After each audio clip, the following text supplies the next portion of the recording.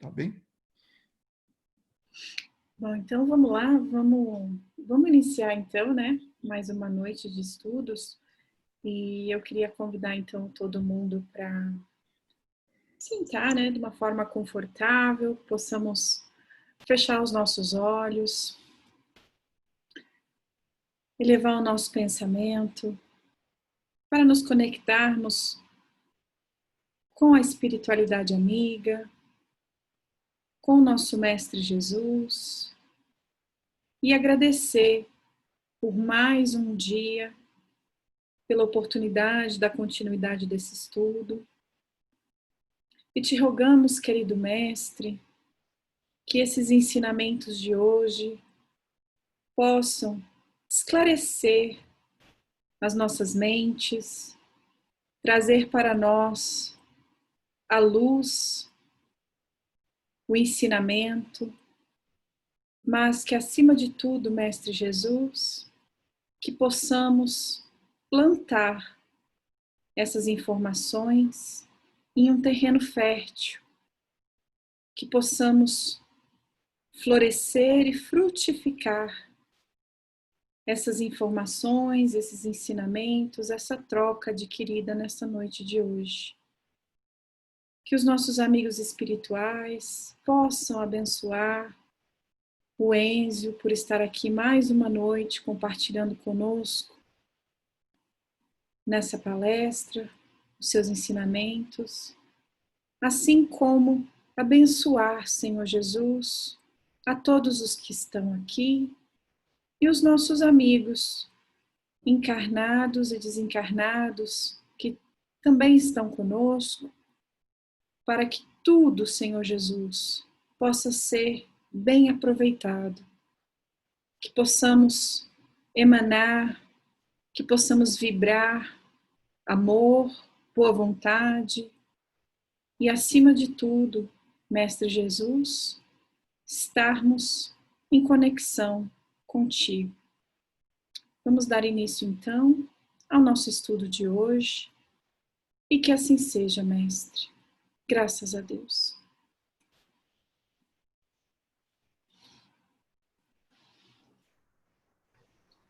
Muito bem, pessoal. Antes de começarmos, eu queria agradecer mais uma vez a todo o pessoal de Las Vegas, agradecendo ao Góes pelo convite, pela possibilidade de podermos estudar juntos, porque quem mais aprende é aquele que vai buscar, né? Quem faz palestra e quem coordena grupo de estudo sabe disso, né? Então, o grande beneficiado, o maior beneficiado sou eu nisso tudo. Então, sou eu que mais tenho que agradecer a chance, né? Também agradeço especificamente a Selma e a Harumi, porque esse momento é o momento que o nosso grupo de estudo se reúne para estudar, um dos grupos de estudo que a gente acompanha, que era aos sábados, mas em função da pandemia parou. Então, toda quarta-feira nós estamos estudando justamente a quarta parte do Livro dos Espíritos. E nesses momentos, então, estamos aproveitando para nos integrar. Então, nesse momento, são 3 casas espíritas estudando em conjunto, no mínimo 3, né? Porque se olhar aqui de Cascavel, por exemplo, o Serafim é do CEPAL, né? Como ele falou. Então, são várias casas espíritas juntas agora, estudando Kardec, né? E já pensando nisso, hoje eu queria fazer um pouquinho diferente do que comumente nós fazemos, que aí é aquela fala de 40 minutos e depois para perguntas e respostas. Eu vou fazer uma fala rápida, de talvez 10 minutos, e depois nós vamos nos debruçar sobre o texto de Kardec. E aí, ao invés de ser uma palestra ou um seminário, vai ser um estudo do texto. E aí tem a seguinte finalidade: primeiro, observar como Kardec trata o assunto, e segundo, treinar um pouquinho o estudo do texto kardeciano, que nos pede algumas habilidades, que aí os grupos de estudo geralmente trabalham essas habilidades, tá certo? Vamos só lembrar de umas coisinhas da semana passada. Somos espíritos, certo? Somos espíritos. É a única certeza que nós temos sobre o ser espírito. De que é feito um espírito? Nós não sabemos. Sabemos que quem criou foi Deus. Sabemos que quando fomos criados, a definição que Kardec usa é que éramos simples e ignorantes.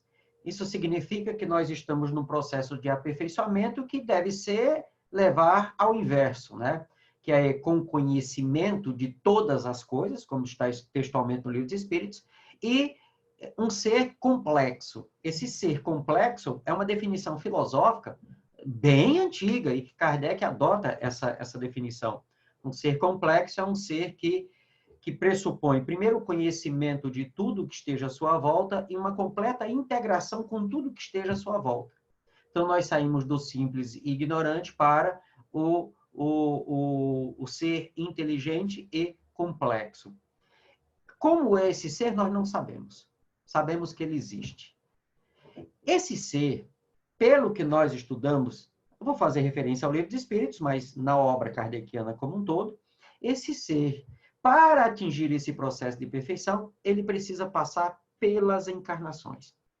Na questão 132, as encarnações têm dois objetivos. O primeiro deles, nos colocar nas situações necessárias para o desenvolvimento das virtudes que fazem o ser perfeito. Essas virtudes são exatamente as virtudes que Jesus veio nos ensinar, dizer quais são, nos ensinar o que elas são, como alcançá-las e deu o exemplo. Então, foi o pacote completo, a tarefa de Jesus. Passar por essas situações, passar por todas essas situações, é o que é a tal da expiação. É um processo pedagógico. A definição de expiação no Livro dos Espíritos é esse, é o processo pedagógico ao qual eu sou submetido para desenvolver as virtudes.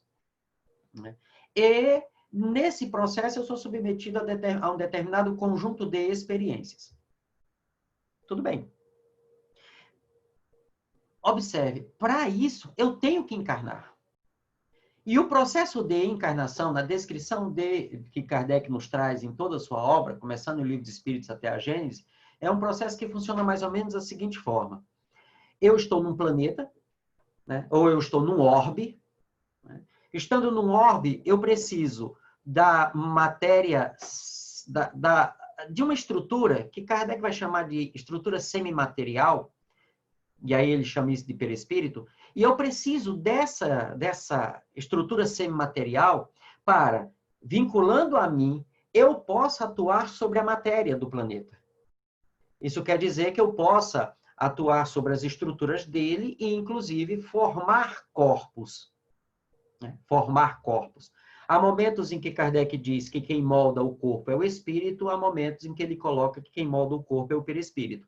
Como o perispírito é o traço de união, como está na Gênese, é o laço de união, como está no Livro dos Espíritos, no Livro dos Médiuns, entende-se que, como a origem, a fonte é o espírito, então é o espírito que molda o corpo físico através do perispírito. E aí acaba aquelas brigas que o pessoal diz que quem faz isso, quem faz isso, quem faz aquilo. Resolve o problema. Quando eu recebo, eu pego essa estrutura, ou eu modifico o meu perispírito para formar um corpo físico, acontecem alguns fenômenos bem peculiares que são próprios dessas estruturas. É por isso que Kardec vai colocar, e os espíritos colocam, e Kardec trabalha isso, que o indivíduo, quando ele vai encarnar, ele assume uma condição diferenciada, que ele chama isso de alma. Ele se baseia, ele vai buscar em Descartes essa definição de alma. Como existia uma multiplicidade de entendimentos da palavra alma, inclusive é a segunda coisa que ele define, ele primeiro define espírita e espiritismo, e depois ele define qual é o entendimento de alma para a doutrina espírita. E por que é uma condição diferenciada? Diferenciada e temporária. Porque quando ele absorve ou promove uma alteração, não se sabe exatamente o que acontece ainda, falta estudos sobre isso, pessoal. O que se sabe é que o perispírito do espírito sofre alterações. Ou ele ganha alguma coisa, ou o que ele tem se altera. Quando isso acontece, os potenciais do espírito, as capacidades, as habilidades naturais do espírito, dentro do nível evolutivo de cada um, elas são abafadas. Elas são limitadas.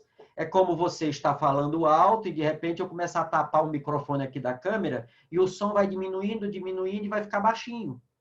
Eu vou continuar falando do mesmo jeito, mas o resultado da minha expressão será limitado pelo tapar do microfone da câmera. E aí os espíritos e Kardec colocam que essa condição que ele chama de alma é uma condição temporária, vou ser redundante, provisória, e que tem como único fim colocar o indivíduo sob julgo ou sob os atributos do corpo físico. Forma-se um corpo físico, eu, enquanto agora na condição de alma, formando o meu corpo físico, eu tenho um corpo que limita mais ainda a minha capacidade de expressão.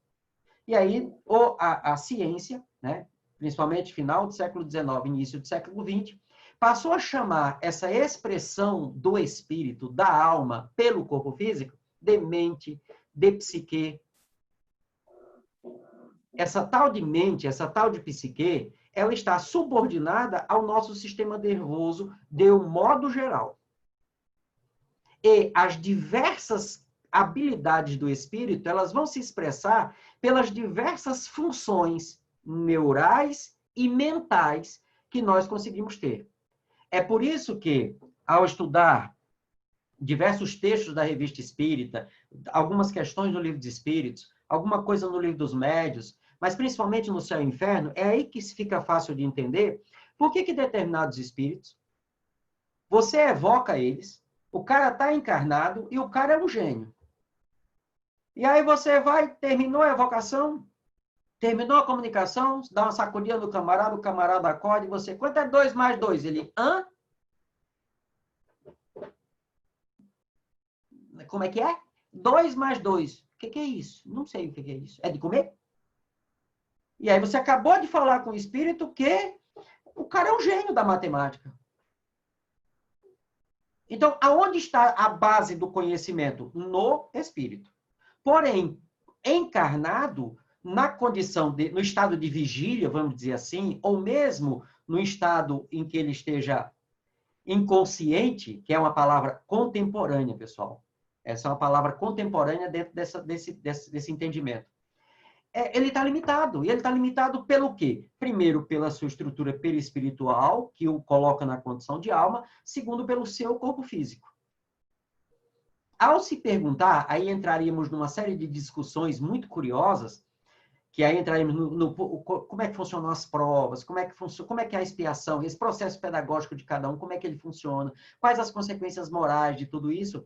É aí que a gente, quando vai analisar esse processo, não o processo fisiológico da reencarnação, certo?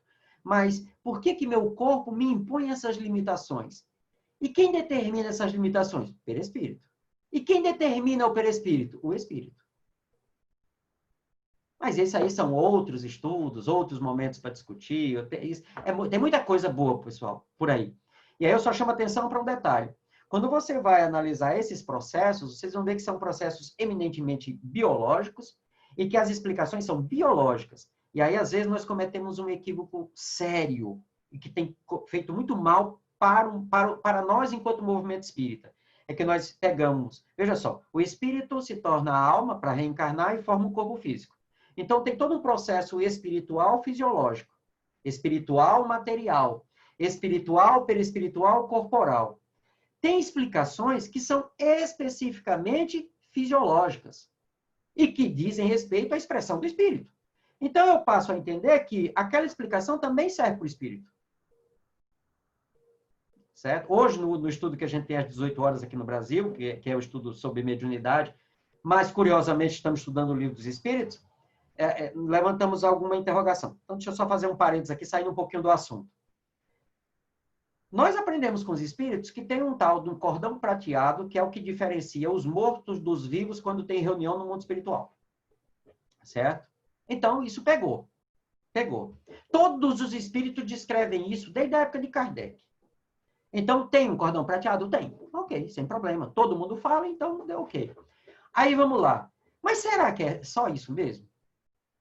Será que é só esse cordão prateado? Aí vamos entender o seguinte.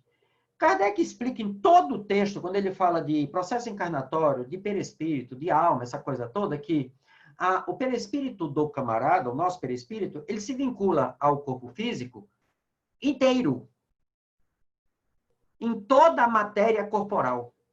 Em alguns momentos, para dar uma ideia maior, ele diz assim, molécula a molécula, em outros, célula a célula. Então, ele está dizendo que é em todos os pontos. Agora, preste atenção. Se é ligado inteiro, então, quando eu saio do corpo que acontece isso, você não vai ver um cordão, você vai ver um campo. Corpo físico, espírito, perispírito. Agora, eu quero que você me explique. Aí, o pessoal que estava à tarde já sabe da pergunta que eu vou fazer. Me explique o fenômeno que eu vou relatar agora, sem que seja uma explicação material. Porque se for uma explicação material, você está dizendo que o perispírito ele é matéria. E matéria, pessoal, as explicações para os fenômenos biológicos são explicações biológicas. Se eu faço isso, aí aparece o cordão prateado. Qual é a ideia que vem na cabeça da gente? É que o perispírito fez isso. Você está dizendo que o perispírito é igual um chiclete?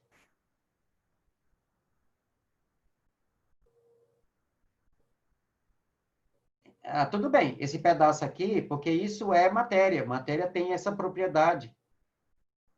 Faz parte do princípio da resiliência. Sandra Bova fala isso maravilhosamente quando ela fala de resiliência moral. Então, quer dizer que uma das propriedades do perispírito é resiliência? Tá, mas isso não é uma propriedade da matéria?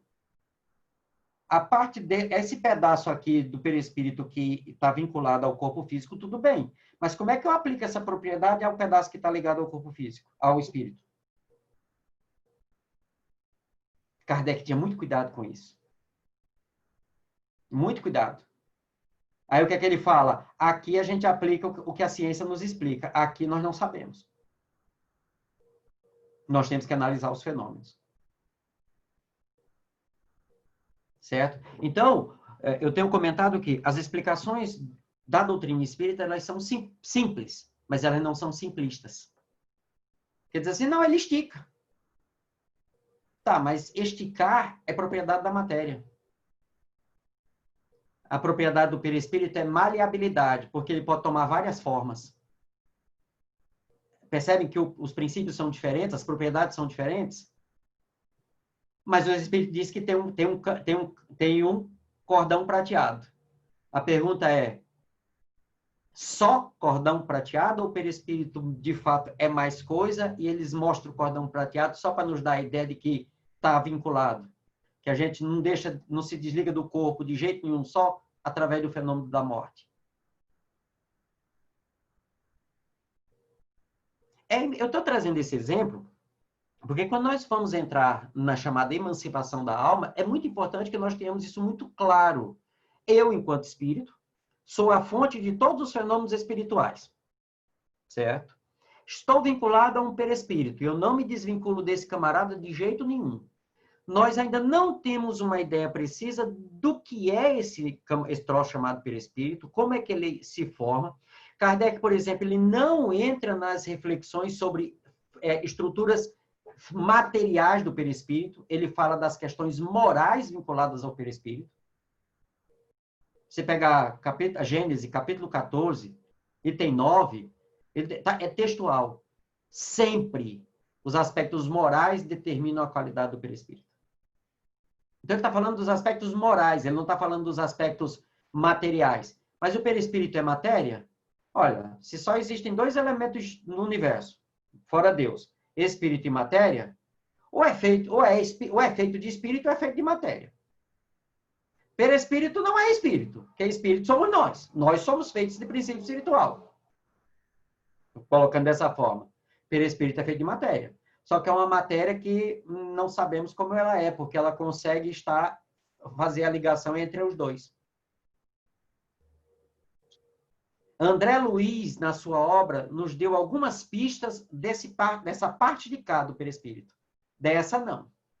Mas dessa ele deu algumas partes, assim, que inclusive hoje médicos e espíritas conseguem interpretar e entender com muita precisão as explicações que André Luiz faz sobre corpo físico e sobre essa estrutura perispiritual, que é matéria, mas é matéria numa forma, numa organização diferenciada que nós estamos começando a entender.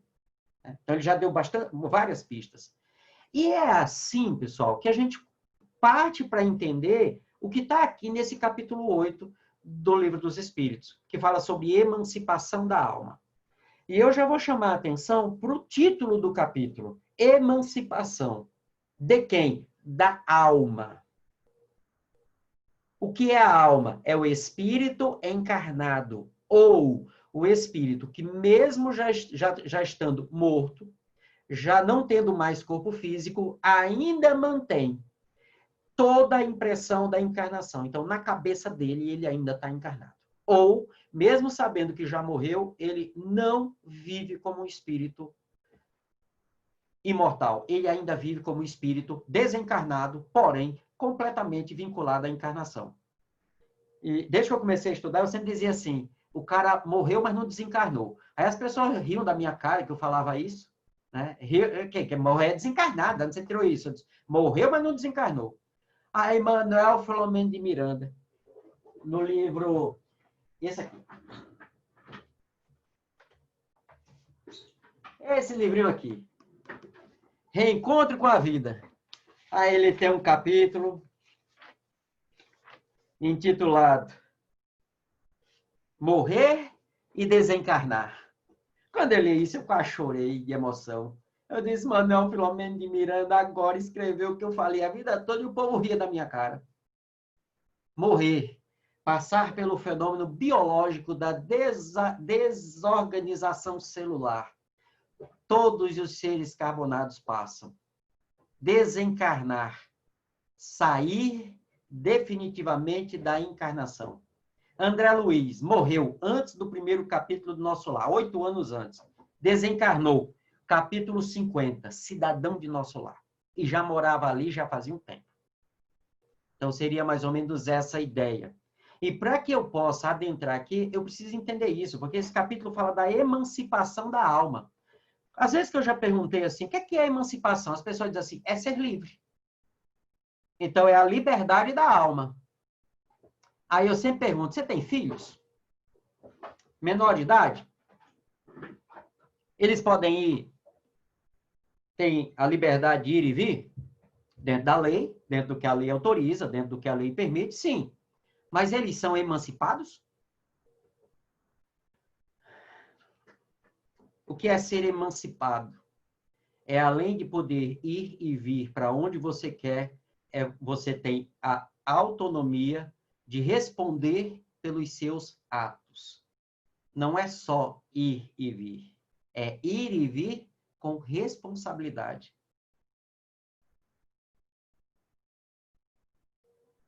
Emancipação da alma não diz só respeito a alma sair do corpo. É ela sair com finalidade. O capítulo é bem mais profundo do que só o que acontece quando a alma sai do corpo. E o primeiro tema é o sono e os sonhos. Essas duas coisas. Eu usei alguns textos, porque esse aqui, pessoal, é uma síntese de 4 estudos que nós fizemos, e alguns aqui do Brasil acompanharam, e a gente fez pelo grupo, pelo Zoom, está lá no meu canal do YouTube, se pegar lá sonhos, né? Foram 4 sábados, de 2 horas, né? Onde nós analisamos todas as questões. E uma coisa que me chamou muito a atenção, e eu comentava para o pessoal, um dos livros que eu usei como referência foi um livro de um pesquisador brasileiro, né, chamado Siddhartha Ribeiro, que ele fala sobre o oráculo da noite, ele fala sobre sonhos. Inclusive, ele relata, eu até li para o pessoal, um sonho que a esposa dele teve, que ele não entra nos detalhes, porque ele não é espírita, então não vai fazer análise espírita. Mas o sonho é um sonho espiritual autêntico. E ele tem a coragem de colocar o sonho lá. E ele explica como é que esse sonho funciona. O sonho da esposa, quando a esposa foi ter acho que segundo filho deles. E uma coisa que me chamou muita atenção é que as respostas que os espíritos dão, se você pegar a história da neurociência e a neurociência dos sonhos, vamos chamar assim, da época de Kardec, o que ele colocou aqui, os médicos da época diriam assim, está errado. Igual fizeram com André Luiz. Olha, está errado. E aí, tem pontos aqui, pessoal, tem definições e entendimentos da resposta que batem com 100% de precisão, especificamente nas descrições fisiológicas, nos estados fisiológicos, com o que a neurociência do século XXI demonstrou. Isso é algo curioso. E até tem uma coisa que nós como estudiosos, temos que observar, fazendo um outro parênteses. Eu lembro que certa feita eu estava falando, dizendo assim, olha, neurociência, mecânica quântica e genética, Kardec se antecipou em 100 anos, no mínimo, a essas descobertas. Porque a interpretação que ele faz, ele não tinha os conhecimentos da época para fazer essas interpretações. E hoje, com todo o conhecimento que nós temos dificuldade de fazer as interpretações que ele fez sem o que a gente tem. Aí eu lembro que um amigo, um estudioso, um geneticista, disse assim, não, mas espera aí. Quando o Kardec escreveu sobre a parte de genética que você comentou, isso aí já se sabia na época, porque Mendel pesquisou isso aí e Mendel publicou em 1862. A minha sorte é que nessa encarnação eu fiz o curso de História. Eu sempre gostei de ciência e para fazer essa afirmação de que Kardec não sabia disso e chegou a essas conclusões, eu tive que pesquisar. Aí eu disse, é verdade. Mendel publicou o seu texto base em 1862. Inclusive, ele participa de um evento onde tem agricultores, assim, sabe esses encontros de agricultores e tal, no Brasil, da Imaté e tal? Pois é, ele escreveu o artigo dele em 2 partes e ele publica isso, se eu não estou enganado, foi em fevereiro e março foi até no mesmo dia, agora não lembro, 8, 9, mesmo dia, em fevereiro e março de 1862. E ele teve uma segunda edição, agora, aí completo, em 1865. Kardec escreve a Gênese, ele publica a Gênese em 68. Então, em tese, o conhecimento base da genética, que é em cima de Mendel, Kardec já sabia. Em tese. Qual o problema? É que esse artigo de 1865, ele foi publicado, porém não divulgado. Ele ficou na biblioteca do mosteiro onde Mendel era monge, era padre. E em 1900, onde já Darwin, outros pesquisadores, eles estavam tentando descobrir e responder justamente o problema que Mendel já tinha pensado e respondido com as ervilhas. E os caras estavam enlouquecendo e não conseguiam responder. Em 1900, o cara leu o título do artigo numa revista. Porque alguém tinha citado 2 anos antes. E ele foi no mosteiro, 1900. Foi no mosteiro, encontrou o artigo e mandou, agora não lembro se foi para a França, foi para um dos pesquisadores, que depois mandou para os Estados Unidos. Mandou para a Inglaterra. E foi em 1900, com mais precisão, em 1905, 6, que Mendel foi reconhecido e o conhecimento dele passou a ser conhecimento divulgado no âmbito científico. Então, Kardec não teve acesso a essas informações.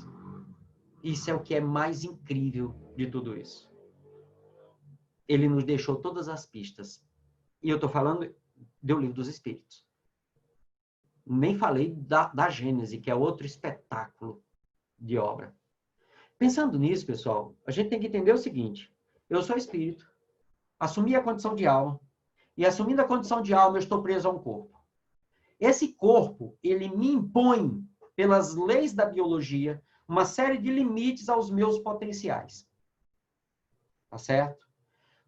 Todas as noites, ou nos momentos em que você produz um relaxamento das percepções ou dos sentidos, você liberta-se, ou acontece o desenlace, ou o desdobramento, como alguns falam, né, do espírito. Você sai do corpo. Pode ser entrar em estado sonambúlico ou não. Eu sempre uso o seguinte exemplo. Você já dirigiu, e estando dirigindo ali, prestando atenção na estrada, respeitando todos os sinais de trânsito, todas as regras de trânsito, sem cometer nenhuma barbeiragem, você para, você está dirigindo, e dali a pouco você olha e diz assim, mas eu já estou aqui? Você já parou para pensar tudo que passou na sua cabeça durante aqueles minutos? E você já se perguntou assim, quanto tempo eu precisaria para pensar em tudo que eu pensei durante esses minutos? Segundo a neurociência atual, você entrou em estado de sono. Você não perdeu a consciência, mas você entrou em estado de sono. Por quê? Porque o seu cérebro passou a funcionar de alguma forma, em alguns níveis, algo que acontece semelhante quando você, de fato, deita e dorme. E há um desligamento das funções, por exemplo, da consciência. E o que acontece? Quando acontece esse relaxamento, é sério, esse relaxamento?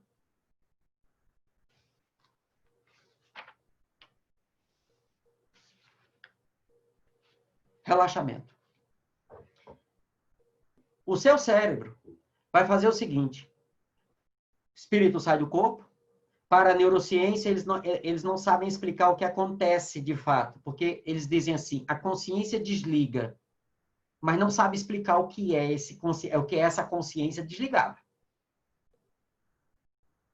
Quando a consciência desliga, quando o espírito se emancipa do corpo, duas coisas em separado acontecem. Primeira delas, o espírito vai gozar por antecipação do mundo espiritual. Ele vai ter contato com outros seres que podem ser deste mundo ou de outros. Ele vai poder acessar o passado ou o futuro. E ele também vai poder visitar outros mundos.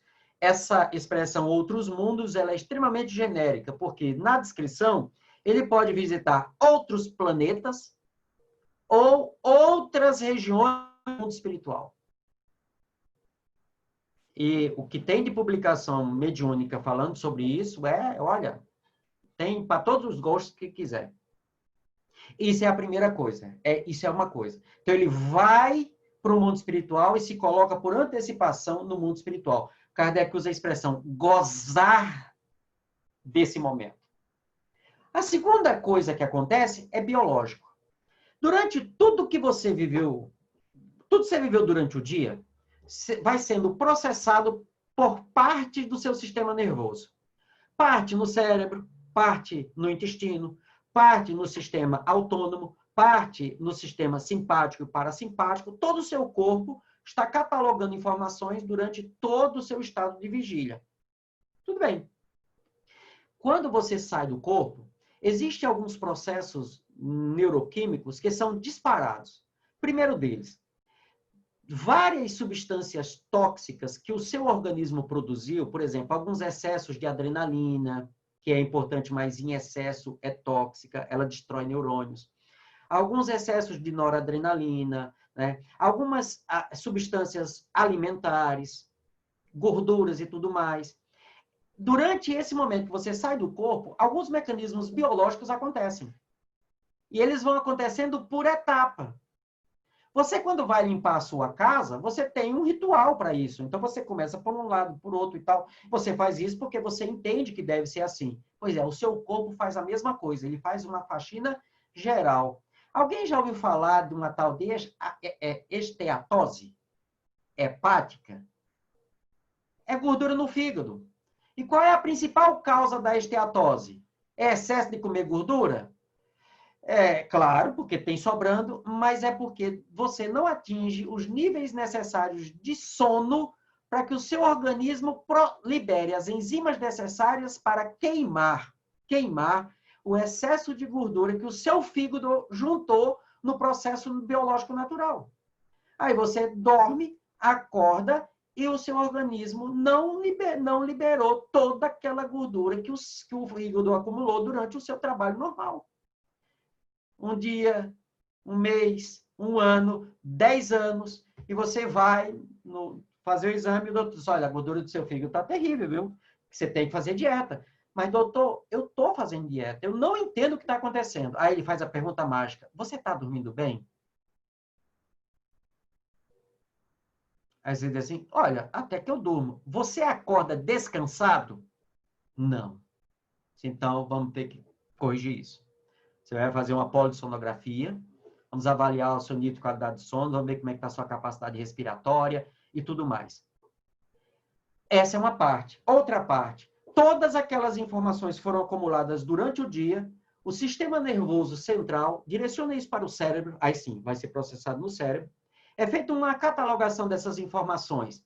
Prazer, dor, as emoções, os sentimentos, tudo. Vai ser tudo catalogado e um conjunto de funções neurológicas, principalmente vinculado ao sistema límbico, vai fazer a catalogação, o processamento e o arquivamento. Todas essas palavras, pessoal, são todas metafóricas. Porque, na verdade, o que está acontecendo é somente neurotransmissor e substâncias bioquímicas. O arquivamento de todas essas informações. E o que determina o arquivamento dessas informações? A qualidade emocional de todas elas. Durante muito tempo, eu fui professor de cursinho, e só parei porque, por causa, para ter tempo mais para estudar, e é uma coisa que a gente falava, o que você estudou hoje, a sua aula do cursinho é à noite, amanhã, durante o dia, você tem que revisar esse conteúdo. Porque o cérebro lhe dá um tempo de espera de 24 a 72 horas com as informações acumuladas no dia. E como você está estudando para algo que é importante, a cor emocional dessas informações, elas são mais intensas, vamos colocar dessa forma. Então, o cérebro entende que aquilo é importante. Se você, no dia seguinte, fizer uma revisão das informações, você está dizendo ao cérebro, são importantes e eu preciso delas. O cérebro vai mantendo aquilo até chegar no concurso e as informações estão todas arrumadinhas na sua cabeça. Até que quando chega no concurso, você está morrendo de medo que não vai passar, morrendo de medo, e o medo, ele é algo que destrói estruturas neurais. O que é que o cérebro faz? O cérebro se protege.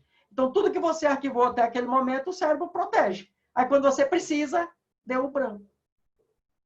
Quando terminou a prova, você lembra de tudo. Você diz, ô desgraça, agora que eu lembrei, a resposta não era aquela outra. Filho, meu Deus do céu, 1 ano de estudo, joguei tudo fora. Não, tá tudo guardadinho.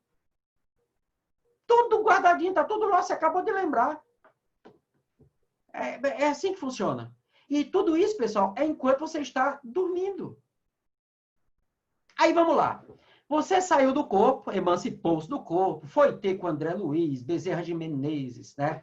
Eurípides Barçanufo, aí Manuel Flamengo de Miranda está tendo lá uma reunião com Divaldo Pereira Franco, planejando o próximo livro. E você foi convidado, né? Você está lá assistindo. Aí você volta para o corpo.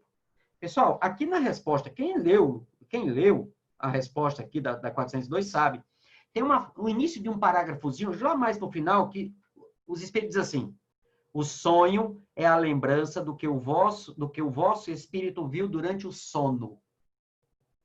Então, você volta, o sonho, a reunião com Divaldo, Bezerra, Manuel Flamengo de Miranda, os obsessores estavam lá, né? Digamos, você assistiu à reunião de elaboração do livro Sexo e Obsessão. Então, estava lá o Marquês de Sade, o Padre Carlos, às vezes Padre Carlos, às vezes Madame X, que é o mesmo espírito, né? Aí o Manuel Flamengo de Miranda, Joana de Ângeles, Maria de Nazaré, toda aquela equipe sublime, né? Tal. E você assistiu tudo. Aí tocou o alarme, tem que voltar. Tem que voltar. Aí você, oh meu Deus do céu, mas eu vou lembrar, porque eu estou vendo tudo isso aqui. Como espírito, você vai lembrar de tudo? Aí você volta. Certo? Você volta. Chegou o seu corpo, eu vou dar o mesmo exemplo que eu dei no estudo, pessoal. Chegou no seu apartamento, você acabou de voltar de lá, tá tudo fresquinho na sua cabeça, você entrou no seu apartamento.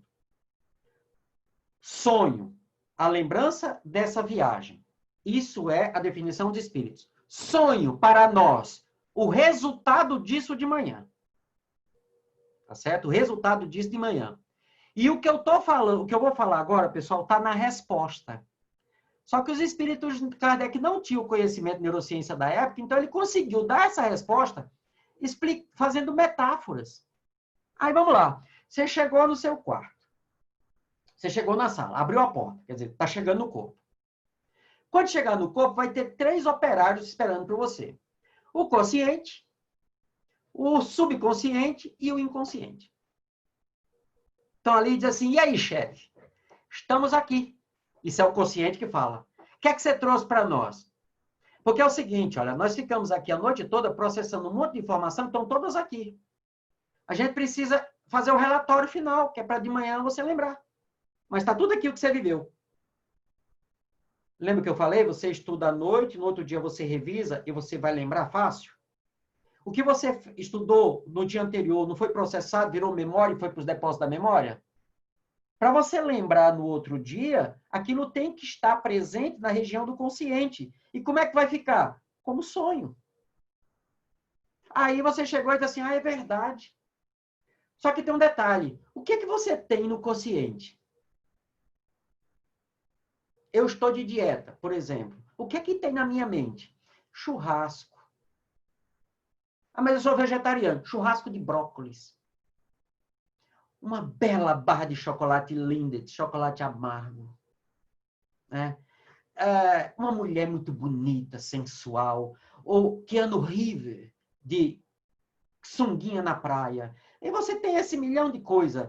Tem uma garrafa de tal bebida, tem uma substância química, você tem você tem aquele parente que você odeia, que também está ali, e você fica lembrando dele sempre. Então, ele está sentadinho ali no sofá, quando você entrou, que voltou, está tudo ali, pessoal.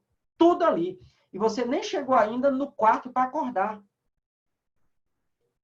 Amiguinho, qual é o seu nível de preocupação enquanto ser espiritual? É espiritual ou é do mundo material? Qual é o nível de coisa que você alimenta no dia a dia? São as espirituais ou são as do mundo da encarnação? Você ama mais Dr. Bezerra ou você tem mais raiva do seu irmão? O que é mais forte? Pois é. Você passou pela sala, você já deixou o Dr. Bezerra e a reunião. Você só lembrou do obsessor. Do obsessor. E quando olhou para o teu vizinho que você odeia, que está sentado no sofá, que ele está na sua mente o tempo inteiro, né? Aí olhou do seu vício, comida, sexo, jogo, o que for, né? Tá ali do outro lado, você foi passando e foi juntando tudo aquilo, né? Aí o inconsciente diz assim, ô, mano, e aí eu preciso preparar o som. Vamos lá. Porque, sabe, o inconsciente, o subconsciente ele nem fala, né? Porque ele tem uma linguagem muito estranha, sabe? Então, ele não fala com o consciente, tem que ter o subconsciente ali no meio. Na verdade, o inconsciente é só imagens. É só imagens. E aí o consciente diz assim, espera, deixa ele decidir o que é que vai sobrar, né? Porque o que ele trouxe já está ali, já passa para o inconsciente, porque isso aqui não vai dar para aproveitar. Manda lá para o inconsciente. Lá para o inconsciente. Aí já vai direto à caixa. Sentimentos, né? Os afetos, tudo que diz respeito à linguagem espiritual. Direto para o inconsciente. Aí você fala, filho da mãe, olha só, né? E tal, e você vai passando e vai levando. Quando chegou no quarto, aí você diz, pronto, consciente, está aqui o relatório. Olha, pode, porque, olha, eu não consigo me livrar dessas coisas aqui, agora eu nem sei mais o que é que eu trouxe, né? Não, mas eu lembro que tinha um bicho feio lá do outro lado. Aí o consciente olha assim, meu Deus, o que é isso? Ah, mas ele leu um livro que fala sobre isso aqui. Então, subconsciente, resgata lá aquele livro, aquele personagem daquele livro e bota aí. Porque é igual que tem aqui. Ok, bota lá. Tudo bem? Tudo bem. Então, bota o vizinho dele ali, aquele que ele não gosta, e bota lá aquele vício dele, bota tudo junto, e prepara o vídeo e manda pelo e-mail, que aí eu jogo lá. Ele já está acordando mesmo, dá tempo de fazer isso. Você acorda. Aí você acorda, aquela ressaca física, cansado, porque você desgastou tudo que podia de energia psíquica. Essa definição é de Jung, pessoal. Tem um livro dele que trata disso. Você gastou toda a sua energia psíquica que o corpo trabalhou e processou durante aquelas horas para reorganizar, para poder receber a mente de volta e poder oferecer a ela os mecanismos necessários. Né?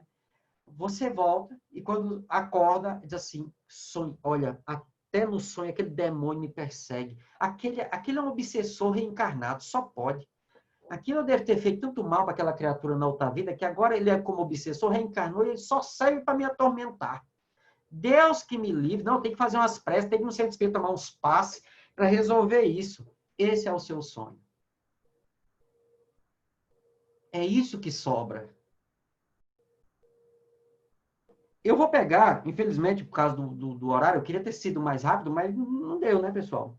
Eu vou só para ler, para abrir para vocês conversar, para a gente conversar, e aí ver algumas partes mais... no parágrafo, aqui eu estou usando a tradução do Evandro, na pergunta 402, aí, pelos sonhos, pobres homens, o sono liberta parcialmente a alma do corpo, é o que acontece com os espíritos elevados, aí ele descreve como é que é o sonho dos espíritos elevados, depois ele vai falar conosco, e por efeito do sono, né? E aí o parágrafo seguinte.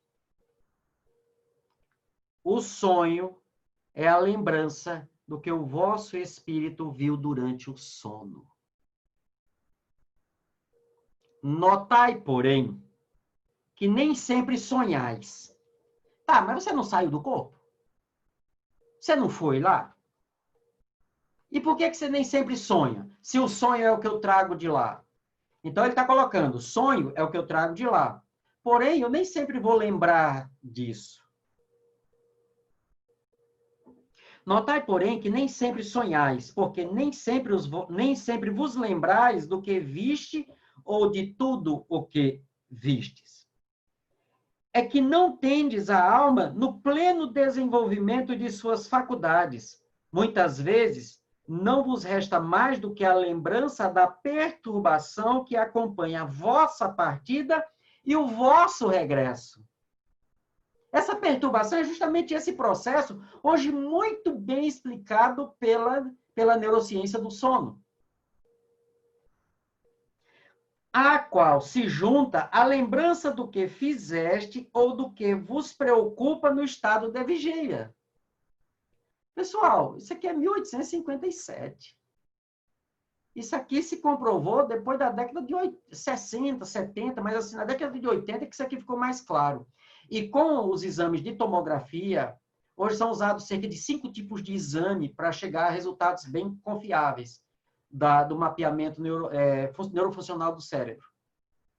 E hoje está tão séria a coisa que, baseado no acender e apagar das luzinhas que as telas dos equipamentos mostram, é possível saber com quase total certeza do que a pessoa está sonhando sem ela dizer nada.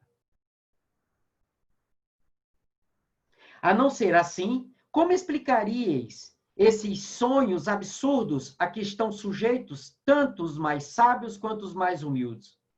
Os espíritos maus também se servem dos sonhos para atormentar as vossas almas fracas e pusilânimes. Eu peguei esse texto aqui, esse parágrafo, porque ele sintetiza o que está dito antes e serve como base para o que ele vai dizer depois na resposta. Quando a gente tem esse entendimento desse mecanismo, pessoal, as palavras de Kardec ficam muito claras mesmo. E qual é, de fato, o papel do espírito? Aí é aí que nós, enquanto espíritas, devemos aprofundar o estudo. Né? Por exemplo, quando é que eu sei que, através de um sonho, eu posso identificar que tem uma obsessão? São detalhes muito precisos, muito pontuais. E aí, finalizando, eu chamo a atenção para um detalhe, pessoal. Veja que boa parte do que a gente chama de sonho é efeito de fenômenos fisiológicos, inclusive da estrutura mental. Por esse motivo, espírita não faz interpretação, análise ou tentar decifrar sonhos, salvo se eu for psicólogo, psicanalista ou psiquiatra. Por quê? Porque esses 3 profissionais faz parte do estudo profissional deles as ferramentas da mente. As ferramentas da mente.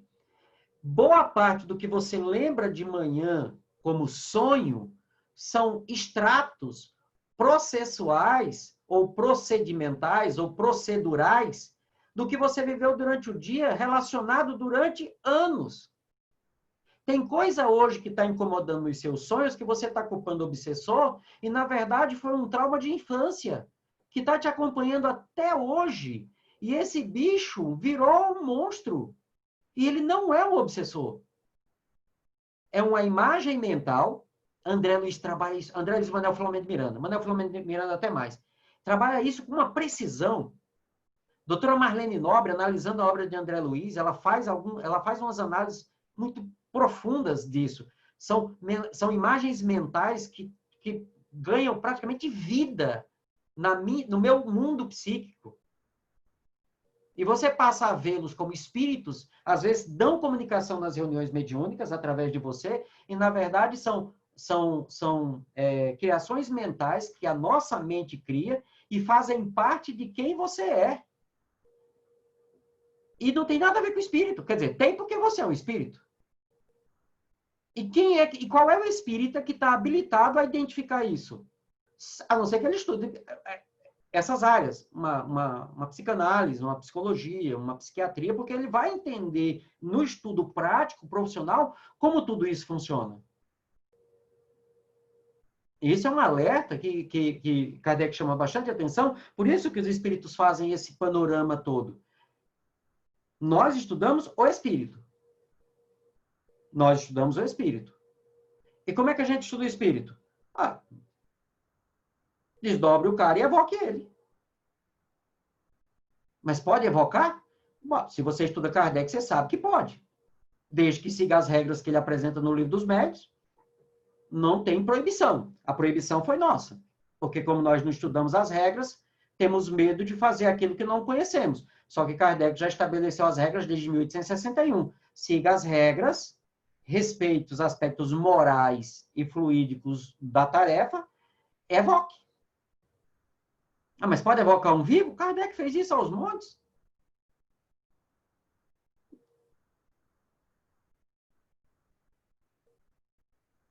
Foi me disseram que não podia. Eu disse, que coisa, porque Kardec me disse que pode. Aí a gente fica com quem? Lembrando, quais são as regras estabelecidas para que se faça isso? Tem um capítulo no Livro dos Médiuns só tratando do assunto. Ok, pessoal? Perguntas. Enzio, como é que a gente vai fazer as perguntas? Você levanta a mão e abre o microfone, já fala direto. Naturalmente que todos aqui vão estar falando sobre o tema, né? Porque entende-se que todos que foram convidados já têm algum conhecimento, ou pelo menos sabem do que se trata, né? Então, Sim. a Suelen tem uma pergunta, ela levantou a mão. Seria bom, levanta a mãozinha lá, azulzinha lá no coisa, que aí o Góis vê quem é, né? Venha lá, Suelen. Oi, Enzio. Bom, na verdade é o Thiago que tem uma pergunta. Tudo bem, Enzio. Primeiro, obrigado por dividir seu conhecimento aí com a gente, né, tão vasto, então essa doutrina maravilhosa que a gente tem aí. Obrigado pelo tempo principalmente aplicado, né, de aprender tudo isso, mastigar tudo isso e passar. Eu sei que o tempo é curto, mas passar para a gente de uma forma tão simplificada, mais fácil de digerir isso tudo.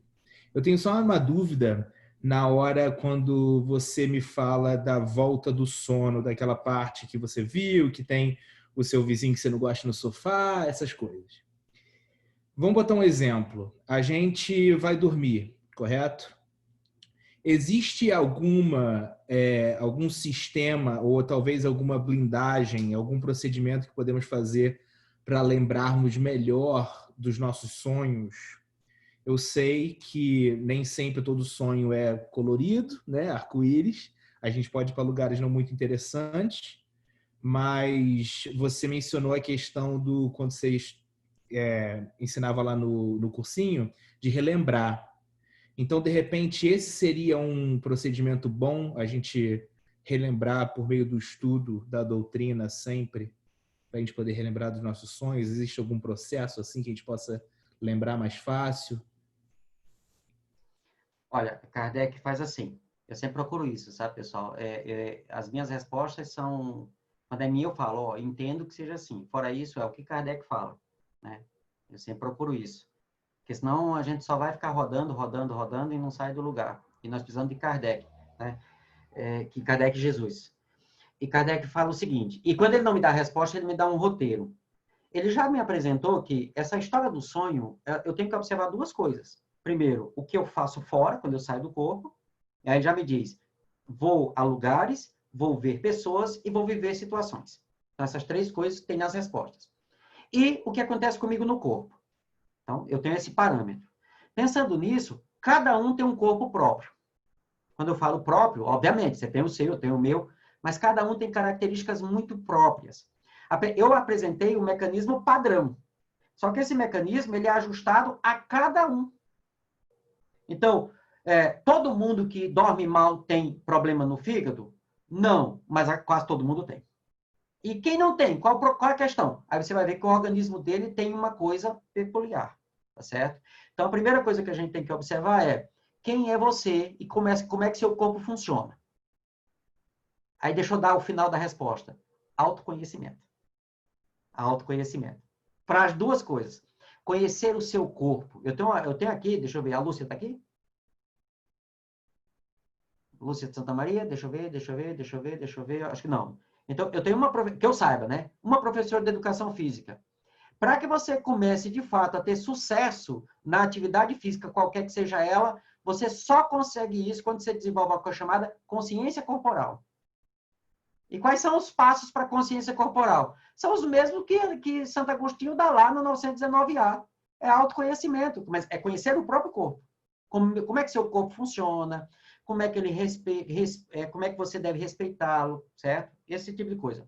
Quanto ao espírito, toda atuação do espírito é proporcional, sempre. Kardec usa a palavra sempre. À condição moral e à sua natureza enquanto espírito, dentro do processo evolutivo.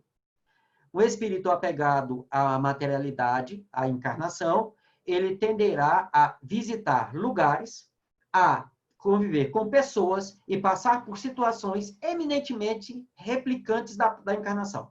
Isso também dá nas respostas. Então, você sai do mundo material e vai para o mundo espiritual viver o que tem no mundo material. Por quê? Nível espiritual. Muito bem.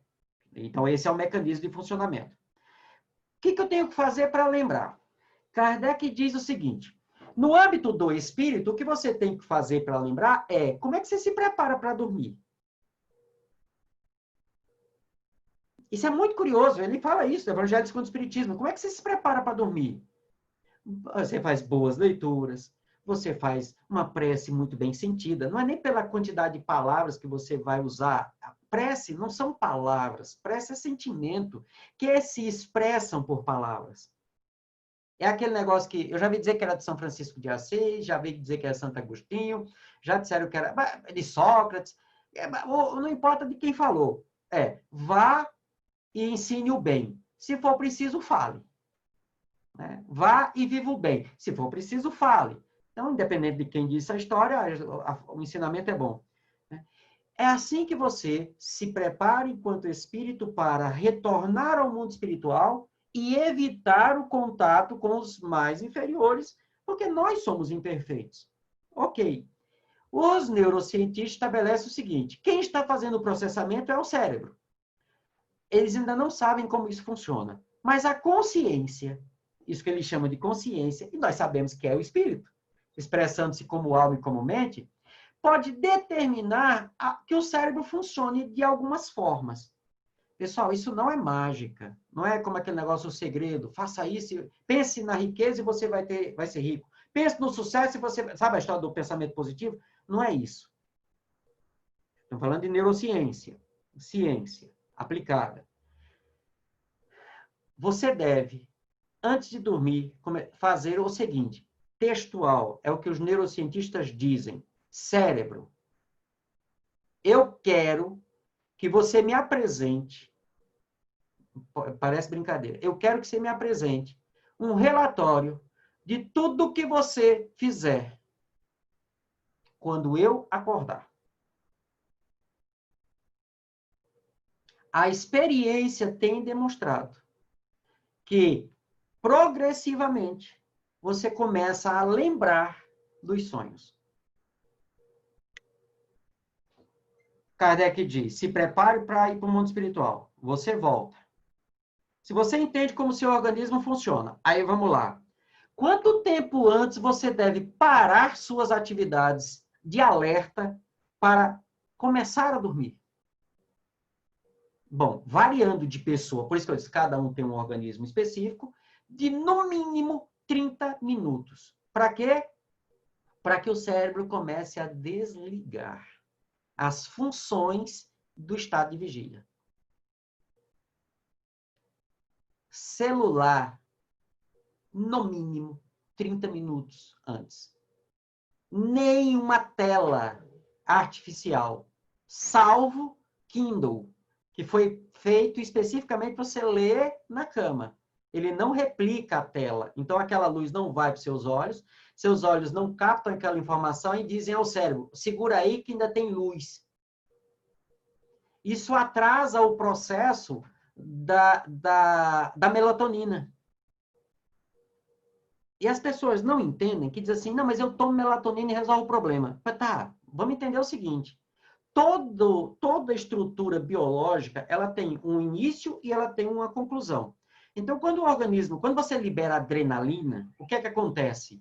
Essa adrenalina, é um código que ela vai informar ao seu cérebro que ele deve tomar decisões. Tudo bem? Quando essa adrenalina cumpre a função, ela é absorvida pelo cérebro. Então, quando a adrenalina sai, quem vai absorver já fica esperando.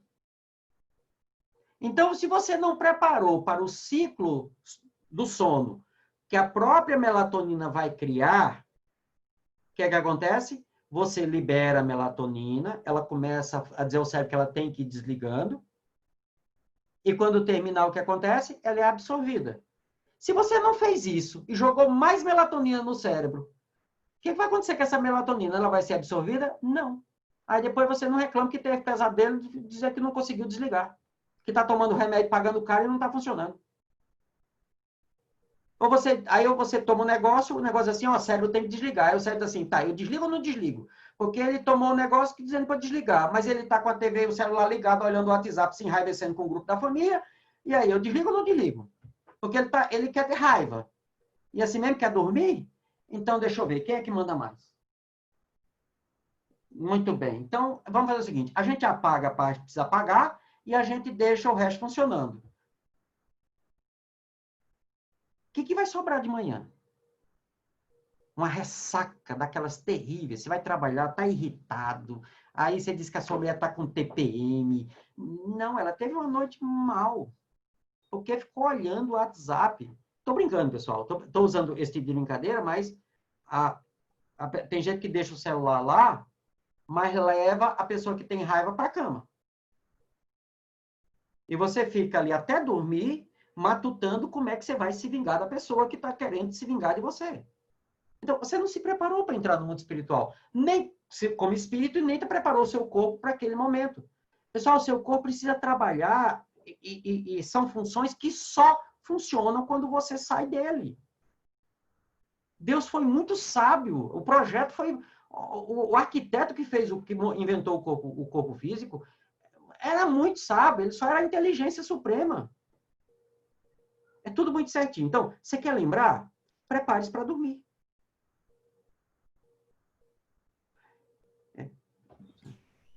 Com base, a minha segunda e última pergunta, com base em tudo isso que você falou, a minha pergunta é muito simples. Ok, entendi, mas o quão importante, na sua opinião, como especialista, é lembrarmos do sono? Honestamente? Honestamente. Não tem uma importância, certo? Não tem uma importância. Tanto que Kardec pergunta, tá, mas a gente vai para o mundo espiritual, a gente volta, tem tudo isso, mas nem sempre eu lembro. As espíritas assim, não, você não lembra porque vai depender de como você vai avaliar essas informações. Porém, quando elas são necessárias, elas vão aflorar é a palavra minha, aflorar pela intuição, pela impressão, certo? Pela inspiração. Então, lembrar, Quem aqui já não sonhou, já não acordou e estava com aquele sonho maravilhoso, né? E tal, e não adiantou nada. Porque na hora que você encontrou o seu desafeto, pegou fogo de novo. Isso quer dizer, então, que então não faz diferença lembrar, não lembrar. Olha, se for importante, pessoal, o sonho que o Siddhartha relata da esposa, ela estava tensa, ia ter um neném, estava tensa, preocupada, né? Porque eu acho que, eu não lembro agora a historinha, acho que estava... não, ela estava ali em alerta e tal, ela cochilou, deitada numa rede, e sonhou que a avó, que ela não conheceu, né? Era a rede e estava fazendo carinho nela. Olha só, a avó era a rede. O que é que o consciente e o inconsciente fizeram? Mesclaram as duas coisas. E ela disse assim, olha, não se preocupe que vai dar tudo certo. Aí ela foi. E aí foi um parto bem difícil, demorado, muito tempo de contração e tal. Então, quer dizer, foi um sonho de alerta. Então, isso ficou claro na consciência. Se você se prepara para dormir, se você se espiritualiza moralmente, você... E quando eu falo espiritualizar-se, pessoal, eu não estou falando de ser desta ou daquela religião, porque senão isso não funcionava com um ateu. Ser espiritualista não é, no sentido mais profundo do termo, é viver a espiritualidade independente da crença que você tenha. É ser ético, é ser respeitoso, é ser fraterno. Mesmo que você não acredite em nada e nem em ninguém. Isso é viver como espírito. É viver a naturalidade da vida corporal como ela deve ser vivida. Você trabalha, você conquista conforto, você busca saúde, você busca as suas diversões, né? Eu estava ouvindo a outra palestra e lembrei o Caio, né? Músico. Como deve ser agradável os momentos de diversão dele, com música, criando música, compondo, tocando, porque a arte é fantástica. É uma das experiências espirituais da condição de encarnado mais fácil de se ter, de viver a espiritualidade. E aí, quando você sai do corpo que volta, é natural. Aí os seus sonhos são muito mais interessantes. Por quê? Porque o seu dia a dia já é muito interessante. Percebe? Você já vive a espiritualidade já como encarnado, independente da crença que você tenha. E um dia eu fiz uma palestra que o pessoal ficou assim olhando para a minha cara, lá no SEAC. Depois eu fiz outro, mas primeiro foi lá. Eu comecei dizendo assim, vocês têm ideia do quanto nós espíritas somos materialistas? Mas é contraditório. Se eu sou espírita, eu não sou materialista. Ah, é? O verdadeiro espírita é aquele que envereda todos os seus esforços em se tornar melhor a cada dia. Tá lá. É aquele que ama o próximo em primeiro lugar e estuda em segundo lugar. É o indivíduo que entende Deus, se submete à vontade dele, sem teimosia nem rebeldia, diante de qualquer das experiências que Deus nos coloque. Que entende que somos seres imortais, e sendo seres imortais, vivemos num processo encarnatório que é temporário, é só uma encarnação. Que nós entramos e saímos dela várias vezes. E nós não nos apegamos a ela, porque o processo reencarnatório demonstra que é assim. Aí, todo mundo concorda? Concorda. Se a pessoa que você mais ama nesse momento morrer, você está aqui agora, assistindo a palestra, seu telefone tocar, você puxar e olhar, e dizer assim, ó, seu grande amor acabou de morrer. Quanto tempo vai durar o choque? Porque é um choque. O instinto de conservação estabelece isso. É um choque. Quanto tempo vai durar esse choque?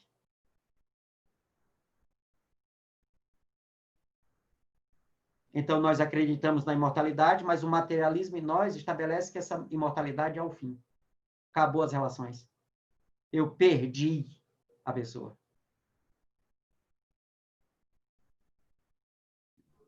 Por isso que viver essa experiência e aí talvez seja a única grande importância de ter isso consciente. Kardec, os espíritos assim, olha, a experiência fora do corpo, para um espírito superior, é a única coisa que faz com que ele aceite encarnar. Numa encarnação que a gente sabe que é difícil estar encarnado. Mas ele sabe que vai ter uma parte que ele vai voltar para o mundo espiritual e ele vai gozar disso. E aí é aí que a gente entende pessoas que têm encarnações muito difíceis. E você diz assim, isso é um espírito elevado. E ele consegue levar com uma serenidade. Diz, mas onde é que ele encontra tanta força? Ele sai, se reabastece. Como a encarnação é difícil, ele não está sujeito a muitos dos nossos vícios e enganos. O corpo dele está tranquilo. Ele volta para o corpo e acorda com as impressões do que ele viveu novamente como espírito liberto. E como é mais evoluído, é mais liberto do que a gente. E aí ele reassume a encarnação, às vezes sem lembrar de nada. Às vezes, assim, tive um sonho tão lindo. Ou quando acorda com a impressão, uma pessoa me contou há poucos dias, eu acordei, quando abri a porta, eu vi aquele triângulo luminoso assim. Não, não era um triângulo, parecia o manto de Nossa Senhora. Eu olhei assim, ali, que inveja. Ainda não voltou para o corpo, ainda não acordou, está voltando, está mantendo a lembrança. Deve ter tido lá um encontro com aquelas reuniões que Ivone relata, Memória do Suicida, que André Luiz fala, né? Aqueles encontros de veneranda, as orações de veneranda. Você pode não ter visto Maria, mas teve um momento assim. E lembrou. E eu, que inveja. Coitadinho de mim, eu só acordo lembrando dos obsessores.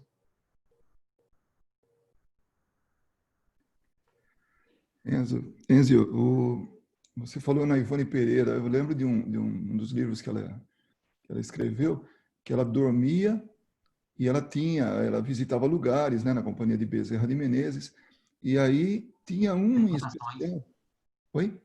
Recordação de mediunidade. E isso. E aí tinha uma música que ela deveria escrever, porque tinha uma tela na frente dela, ela via né? Ela via a posição das notas, tudo. E aí o espírito falava para ela, né? Bezerra de Menezes falava, anote, né? E ela, não, estou muito cansada agora, e não anotava. Ou seja, perdeu tudo aquilo. É mais ou menos isso que eu estava falando. Agora, uma outra coisa também, que esse capítulo, ele desmistifica muita coisa, é sobre mediunidade, né? E aí, mediunidade em termos de emancipação da alma. Porque, então, tem pessoas que acham que está tendo, né, alguma visão, alguma coisa, tal, quando pode não ser nada disso. E nesse capítulo fala, o sonho é uma espécie de clarividência indefinida, né? Ou seja, ele teve aquela experiência, tal, mas quando volta, né, porque ele naturalmente, que ele viu aqui, ele prevê o futuro, visita o passado, enfim, essa clarividência. Então, como espírito, ele realmente vê. Agora, eu lembro já de pessoas, não foram muitos casos, não, pessoas falam, eu e tal pessoa, eu e minha irmã, o meu irmão, nós tivemos o mesmo sonho, né? E aí, esse capítulo demonstra que simplesmente tiveram uma experiência juntos e recordaram dessa experiência. Sim, a primeira hipótese é essa. Aí a gente conta o sonho, né? Não, volto a insistir, não no sentido de tentar interpretar, de tentar analisar, porque, como falar, a não ser que a gente realmente estude para fazer os aspectos fisiológicos que vão estar implícitos ali no sonho, né? Aí você vê que tem pontos de convergência nos sonhos, né? Pontos de convergência nos sonhos. Só para ter uma ideia, Tiago, né? Da importância da gente conhecermos o nosso corpo, eu até relatava ao pessoal, o pessoal vai lembrar. Comigo é assim, quando os amigos espirituais, os orientadores, os coordenam os estudos, querem que eu lembre de alguma coisa, eu coordeno grupos de estudo e às vezes estou lendo, surge uma dúvida, como é que eu explico isso? Porque entender para mim é uma coisa, entender para explicar é outra, né? E querendo ou não, se existe um grupo, o grupo tem que pensar, e principalmente a gente que busca em Kardec, é o entendimento junto com Kardec. Então, não é o que eu entendo, é o que Kardec passa para a gente, e aí nós entendemos em conjunto. E às vezes eu fico, tá, mas como é que eu explico isso? Como é que eu conduzo isso aqui? E aí, muitas e muitas vezes, eu acordo de madrugada com a explicação, ou com uma ideia. O ponto da linha, sabe? Aquela ideia que faltava. Né? E por que eu acordo de madrugada? É porque eu tenho a minha qualidade de sono, eu só tenho 85% de qualidade de sono, por questões de apneia. Eu tenho apneia leve e tal. Durante muito tempo, criei uma esteatose muito bem, amiga, parceira de vários anos. Chorei quando a bichinha foi embora, porque atividade física e dieta eu consegui resolver, né? Se até 4 horas da manhã eu não acordar, isso funciona bem assim comigo, né? Ou pelo menos as 3 horas que antecedem o acordar, se eu não acordar antes, a minha estrutura neurológica, o meu consciente não traz à tona tudo que foi processado. Então, eu acordo de manhã e não tem nada, nada. Não ficou nada. Nem do que eu vivi durante o dia, nem de lembro, nada, não tem nada. Parece que não aconteceu nada. Então, quando eles precisam que eu lembre alguma coisa, eu acordo de madrugada. Eu acordo de madrugada. Então, quando eu estou estudando, eu deixo sempre, ou deixo o iPad, que aí eu anoto, né? Ou eu deixo papel. Ou eu levanto, tomo uma água e tal, e processo aquelas informações, que passa para o meu consciente, as informações. No outro dia, eu lembro, e aí eu vou para o livro, faço as anotações e tal.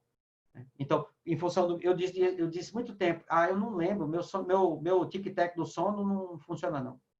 Porque nada, nada, nada. Né? Então, é uma peculiaridade da minha estrutura neural. A Sheila tem uma pergunta para você, Enzio. Pode perguntar. Oi, tudo bom? Obrigada por estar aqui com a Deixa eu ver gente. você, Sheila. Oi? Deixa eu ver você. Ai, meu Deus, tá bom. É que eu saí do banho, já tô de pijama, cabelo molhado. Tudo bom? Oi, gente. Então, a minha pergunta é em relação à projeção astral condicionada. Eu gostaria de saber a sua opinião em relação a isso. Eu estou perguntando porque quando eu era bem jovenzinha, assim, na adolescência, eu tinha uns amigos que tinham naturalmente o desdobramento, né? Mas, quando eu entrei para a faculdade, tinha uma galera que se forçava a fazer a projeção. E tinha um CD lá super bizarro. E eu fiz algumas vezes. Não recomendo. Você capta várias vibes completamente diferentes. Mas eu parei até no dia que eu tive uma experiência ruim. Mas eu me encontrava com os amigos que moravam em outro estado, tal, e todo mundo lembrava. E era uma loucura o negócio. Mas eu gostaria de saber a sua visão, seu ponto de vista nisso. Eu não pratico mais desde os meus 18 anos de idade, mas eu gostaria de saber a sua opinião em relação a isso. Eu acredito que a resposta está na sua própria fala. Só vamos pensar ela. Uma coisa que Kardec coloca é o seguinte: os fenômenos, primeiro, só em alguns lugares ele separa os fenômenos mediúnicos do que posteriormente foi chamado de fenômenos anímicos, tá certo? Na maioria, no âmbito geral, ele não faz essa distinção. São potenciais da alma que depende de um organismo, tá certo? Depende de um organismo. É tanto que a mediunidade, muitas vezes falam assim, a mediunidade é um fenômeno espiritual. Como causa, sim. Mas como fenômeno na sua totalidade, não. Capítulo 19 do Livro dos Médiuns está claro. Depende de uma organização específica. Então, o médium tem que ter um organismo propício para a produção do fenômeno. Se não, esquece. Não vai acontecer. Salvo se os espíritos compensarem a falta. Mas isso só acontece em casos raros. Mas vamos lá. Falar de projeção, falar de desdobramento, primeiro, é um fenômeno anímico. Certo? E aí, aprendendo com Kardec, aprendendo com Hermínio Corrêa de Miranda, a gente desmistifica essa ideia de, mas fenômeno anímico? Eu não sei de onde foi que surgiu isso. O fenômeno anímico é uma coisa assim que não. O fenômeno anímico são os fenômenos que você próprio produz sem a necessidade de um outro espírito. Será que para você ver os espíritos, é que o espírito vem, aperta um botão em você para você ver ele? Não, você vê porque você tem a capacidade. Então, vidência é um fenômeno anímico. Então, quer dizer que o espírito, para falar com você, tem que apertar um botão, e aí é que ele passa, é tipo um walkie-talkie, né? Você aperta e fala. Não, você escuta ele falando porque você tem essa habilidade. Inclusive, orgânica. Se o seu cérebro, sistema nervoso, não estiver apto para isso, vai dar trabalho. Ok. Então, primeiro ponto. Quem tem a faculdade de sair do corpo naturalmente, só precisa educar a faculdade. Então, é o que ela falou, são os amigos que se faziam naturalmente.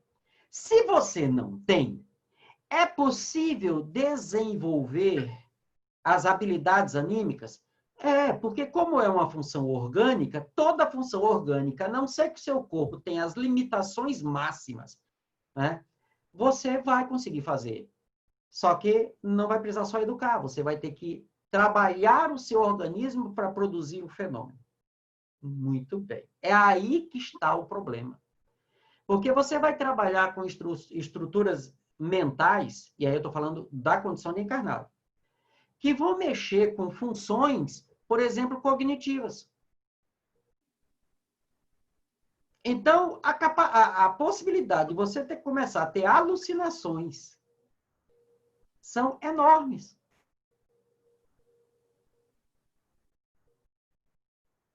Tá certo? São enormes. E aí, então não deve se fazer. Olha, eu não gosto de proibir nada. Como pesquisador, certo? Como pesquisador, eu só sugiro que se evite aquilo que vai causar a sua morte. Tá certo? Como analisando o fenômeno, não existe nenhum problema em procurar desenvolver uma função que você não a tenha. A questão é, você sabe o que está fazendo e sabe os efeitos colaterais no seu organismo da alteração ou da criação de uma função que não é natural? Naquela época eu não sabia e escolhi parar mesmo. Mas o grupo que fazia isso, todo mundo muito jovem mesmo. A gente fazia um plano de voo e tinha todo um trabalho para lembrar depois, e todo mundo estava consciente, então a gente marcava onde se encontrar e todo mundo lembrava do que acontecia. Mas tinha aquele processo que, ao estar saindo do corpo, era sempre muito barulho, na hora que volta era muito pesado também, e você encontra uns espíritos, dá um pouquinho de medo, assim, no meio do caminho, sabe?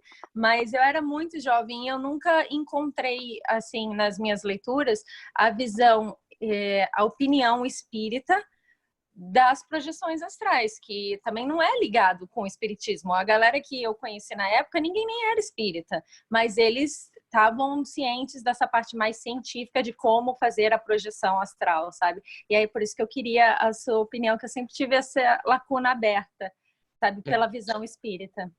É por isso que, quando aprendendo com Kardec, a gente aprende a olhar o fenômeno e a nomenclatura, isso as palavras são mero acessório.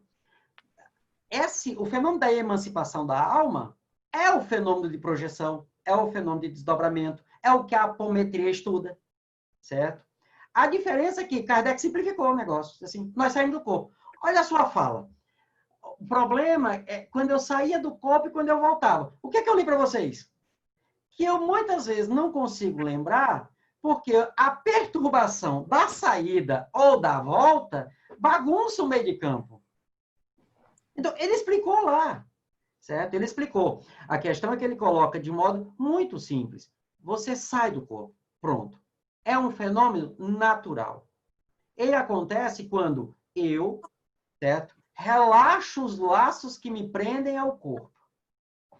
Por isso ele não fala em projeção, porque isso é mais moderno, né? Ele não fala, porque a ideia de projeção vai surgir depois das ideias de mente. Eu tenho a mente e eu projeto a minha mente. Mas é a mesma ideia do desdobramento. Mas vocês já viram que Kardec quase não usa a palavra desdobrar? Ele fala em desprender-se, porque ele entende que a alma está presa ao corpo. E a emancipação é o processo de desprendimento. Então, a projeção nada mais é do que o despreendimento da alma do corpo, que vive temporariamente aquilo que está no mundo espiritual. Aí, vamos lá. Ivone do Amaral Pereira, que nós citamos. É uma médium incrível, né? que merece ser estudada. Como o jeito que Kardec estudou os médios da sua época, merece estudar, a gente estudar a Ivone agora. Até um dos grandes biógrafos dela fala isso, né? A importância de estudá-la como médium. Ela saía do corpo naturalmente. Só que ela levou tanto puxão de orelha, que até ela tomou juízo. E se eu não estou enganado, a última vez que ela levou um puxão de orelha feio, ela saiu e foi. Foi. E ela adentrou em determinados ambientes, assim, muito perigosos para ela. Tá, mas ela é um espírito. E daí? Ela está vinculada ao corpo. Kardec pergunta, o que o espírito passa no mundo espiritual, enquanto no estado de emancipação, pode repercutir no corpo? O espírito assim, claro, é semelhante a um balão que está preso a uma corda, se você puxa na corda, repercute no balão. Uma emancipação da alma sem controle, em ambientes tóxicos, moralmente falando e vibratoriamente falando, pode causar a morte do indivíduo? Pode. E ela tinha toda uma assessoria. Aí aparece um índio para ela e dá-lhe uma chamada. E ela volta, e esse índio fica com ela um bom tempo para pôr ordem nela. Até que ela se educa, e só fazia isso quando o doutor Bezerra diz assim, saia. Aí você tem um doutor Bezerra do lado. Você ainda faz isso. Imagine sem ter o processo natural. Aí acontece... Então, se você relembrar tudo isso e catalogar, e, por exemplo, pegar essas questões que Kardec coloca aqui, da 400 a 412, e aí é só falar isso, emancipação. Então, a projeção é um processo de emancipação. Ele descreve certinho, você vai ver, certinho, as experiências que você viveu. E aí você pode dizer assim, então, peraí, então eu já sei sair do corpo. Devo fazer? Aí a gente vai para a terceira parte do Livro dos Espíritos, lei de trabalho. É útil? Por que fazer? Se não é útil, nós devemos evitar, porque tudo que não é útil sintoniza com os inúteis. E eu posso sintonizar com os amigos espirituais sem fazer esse processo todo mecânico, porque naturalmente eu vou sair do corpo, nos momentos específicos de cada organismo. Eu vou sair do corpo naturalmente. Forçar, aí não convém. Justamente por esse motivo. Não é a proibição só, não faça porque está errado. Não. A experiência tem demonstrado que sem o conhecimento necessário, você falou, é muito jovem. Talvez se você adentrar nos estudos da psicologia contemporânea, com o conhecimento que Kardec nos traz, você vai encontrar esse equilíbrio. E aí talvez você possa se permitir novamente o exercício, só que agora sabendo o que está fazendo. Antes eu sugiro a leitura de Ivone do Amaral Pereira, Gabriel Delany, Kardec e Jung ajuda, viu? Enzio, infelizmente o nosso tempo está se esgotando. Mas eu vou fazer uma pergunta, ela não é minha, é um comentário de uma pessoa que não está no grupo aqui agora, não está nessa live, mas ela já perguntou isso para mim há algum tempo, bom, talvez não tenha sido muito convincente, mas ela fala de sonho recorrente. Para ela é alguma coisa. Por que eu sonho sempre a mesma coisa? Então, eu acho que está mais ou menos explicado. Você já falou a respeito de experiências vividas, tal, mas somente para dar um reforço nisso aí, e depois a gente está encerrando, quando eu vou pedir para a Suelen fazer a prece final. Os estudiosos dizem que o seguinte, que nós temos, no máximo, 5 sonhos. 5 sonhos. E eles vão sendo remodelados conforme as experiências que eu vou passando. Certo? Então, a maioria dos nossos sonhos são sonhos recorrentes. Obviamente, cada caso é um caso, e aí vamos para o geral. Se, entendendo todo esse mecanismo dos sonhos, dizem respeito às coisas que me incomodam no dia a dia, que são as preocupações, e o que eu vivi na vida ordinária, no meu dia a dia, tirando as preocupações, aquilo que você faz no dia a dia, aí pega um carro, vai trabalhar, isso, aquilo, outro, né? E os ambientes que eu vou recorrentemente no mundo espiritual, a tendência é você ter a mesma ideia traduzida de diversas formas. Quando isso é persistente na mesma forma, eu vou dizer o que eu vi um neurocientista falando uma vez. Você está dando sopa para o azar. Porque o seu inconsciente está sendo muito insistente. Muito, muito insistente em relação a algo que você precisa trabalhar urgentemente. Eu sugiro, em sonhos recorrentes, consulta um profissional, não é qualquer profissional, ou um bom psicólogo, né? Um bom psicólogo, não precisa ser um psicólogo espírita, mas um bom psicólogo, para que ele te ajude a identificar a matriz desse sonho. Tá certo? A matriz desse sonho. Muitas vezes está relacionado a traumas vinculados a culpas e a medos da infância. E aí é dessa encarnação, não é da outra não. É dessa. O problema é dessa encarnação. Interessante que essa pergunta acabou derivando uma outra aqui. E se o sonho for bom? E se a coisa é agradável?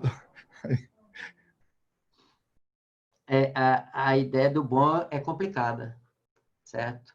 Porque bom para mim é um bom pedaço de alcatra bem no ponto.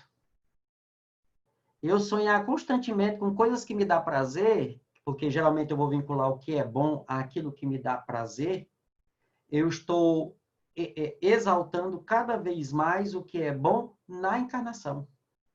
Porque o que é bom para o espírito é o cumprimento da lei divina. Então, se você está passando por um momento que é bem comum hoje, eu vou bater essa tecla sempre, você está precisando perdoar alguém, e você sonhar com o perdão, esse é um sonho bom. Eu estou tendo o olhar do espírito, que é o que Kardec nos chama a atenção. Esse é um sonho bom. Agora, o sonho que ele é bom, porque ele está vinculado às coisas da encarnação que me são prazerosas, eu preciso olhar com uma certa atenção. Porque talvez você, estudando o espiritismo, comece agora a pensar em coisas extracorpóreas e o seu ego está apelando para os seus pontos fracos, que são as coisas que dão prazer na encarnação. Quem assistiu o filme Matrix, o 1, tem aquele personagem que ele está lá na vida real e ele vem e se vende para o vírus, dizendo assim, eu quero que você apague tudo e me deixe ficar aqui, porque eu sei que isso aqui é uma ilusão, mas eu quero isso aqui. Porque isso aqui me dá prazer. Então, isso é interessante para a gente fazer um processo de autoconhecimento, no sentido de dizer assim, o que é que me dá prazer da encarnação? O que é que me torna feliz aqui na encarnação? Até que ponto isso está vinculado ao cumprimento da lei divina e até que ponto isso está vinculado aos meus apetites materiais como encarnado? Ainda assim, aí eu volto para a pergunta inicial do Tiago. Processo de autoconhecimento é ainda o caminho mais seguro para todo esse entendimento, para todas essas respostas. Mas fique tranquilo que não foi com picanha que ela tem sonhado recorrentemente, não. É algo bom no sentido moral. Ah, então maravilha. Então é isso mesmo. Se é bom no sentido moral, são os amigos espirituais dizendo assim, continua, continua, continua, continua. Muito bem, Enzio. Olha, mais uma vez, muito obrigado. Acho que em nome de todos eu posso dizer isso. E obrigado mesmo. E obrigado a todos que estão aí. Eu vou pedir agora para a Suelen fazer o encerramento. Bom, faço minhas palavras do Luiz mais uma vez, Enzio. Muito obrigada. E só abrindo um parênteses rapidamente.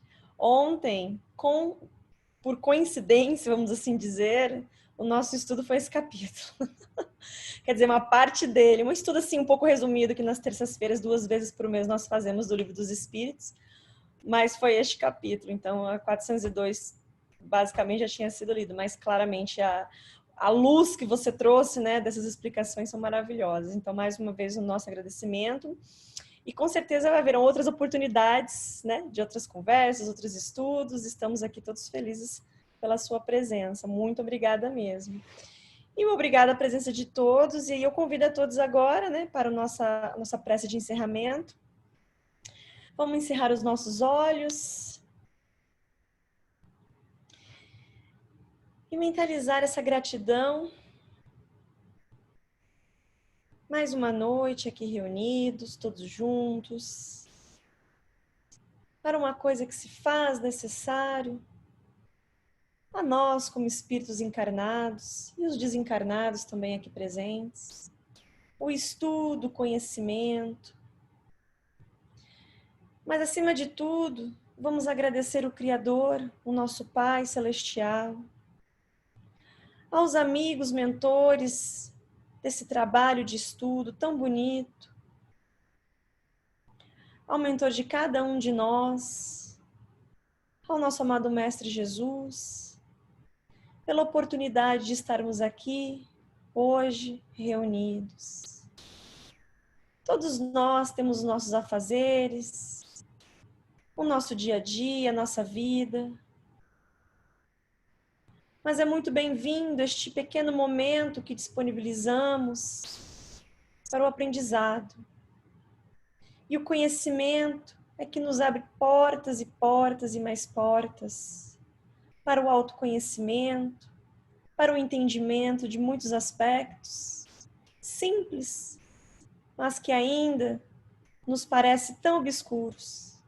Então, um agradecimento eterno. Pedir a proteção para cada um de nós, para estes grupos de estudos, onde quer que eles se encontrem no globo, para todos aqueles que trabalham pelo bem, pela caridade, pelo amor ao próximo, e para todos aqueles ainda que estão na escuridão da ignorância, do ódio, do rancor, da raiva, todos aqueles que precisam ainda o esclarecimento, não da matéria, mas do espírito. Rogamos todos esses aos nossos amigos espirituais, trabalhadores do bem, que levem para cada um o amparo necessário, o consolo, o amor, a compreensão. Ao nosso amigo Enzio, que Jesus o abençoe, para que continue este trabalho lindo de estudos e divulgação dessa doutrina dos Espíritos. Para cada um de nós aqui presentes e os que não puderam estar presentes também, que Jesus leve sempre a sua luz e que possamos cada vez mais trabalhar, acima de tudo, não só o conhecimento teórico, mas a aplicação diária, e para que a nossa moral sempre se eleve e que possamos andar juntos, de mão dadas com a intelectualidade, para que o progresso não se estagne no coração de cada um de nós, mas que ele seja constante. Que Jesus abençoe a todos. Graças a Deus. Bom, boa noite a todos. Muito obrigado, Enzio. Tenha uma boa noite. Beijo para todos. Fiquem com Deus. Tenha uma boa noite. Vamos chamar, hein? Obrigado, pessoal. Enzio, obrigado mais uma vez. Obrigado.